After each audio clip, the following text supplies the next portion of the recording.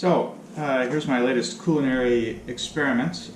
This is, or I hope will be, venison pastrami. This is a rump roast made into a pastrami. So a little bit about the process. I started by making a tea brine, so coriander and bay leaf and a little bit of beef bouillon. Also in that brine was Morton's Tender Quick. This contains, that's the cure. It's what makes the meat turn pink. It contains, it's almost all half salt, half sugar, and about 1% sodium nitrate. 1 tablespoon per pound. And then filtered that through a paper towel so I could put it in my injector. And I injected this in many places throughout the meat, so that it wouldn't have to cure so long in the brine. And then added more brine so it was completely covered in liquid, put it in a Ziploc bag, and refrigerated that for 18 hours.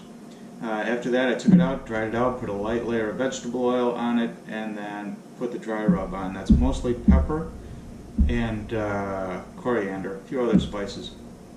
That was wrapped tightly in saran wrap and put that in the refrigerator for 12 hours. Then I started smoking. So I have an electric smoker. It was on the electric smoker with hickory for about 3 hours and 15 minutes. That's a very cool smoke. It's not really cooking. Then put it on the Weber grill with some charcoal where it actually started to cook. Also continuing the hickory smoke, and that was 3 hours and 15 minutes. And then wrapped it tightly in tin foil, brought it inside, wrapped it tightly in tin foil, put it in the oven at 350. It was in the oven for 1 hour and 10 minutes. Reached an internal temperature of 205. The idea is this is sort of like a pot roast. You want to break down the membranes and the internal tissues so that it's nice and tender. So long cooking time. Think of, a crock pot. And then simply shut off the oven, left it undisturbed in the oven for another half hour to continue to cook after it reached that internal temp of 205. And this is the result. So let's take a closer look, and I'll give you the, you'll know when I do, how it turned out. Okay, here we go. The moment of truth on the venison pastrami.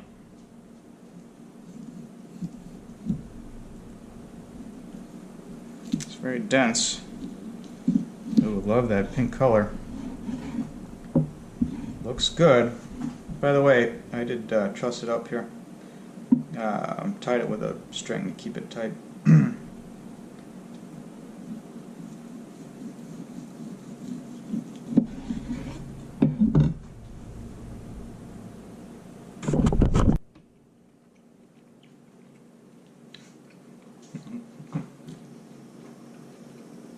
That's really good. And it's pastrami, no question about it. Very distinct pastrami flavor. But venison. Man. Okay, I'm just going to eat this whole thing now. No, probably not, but I could. Alright.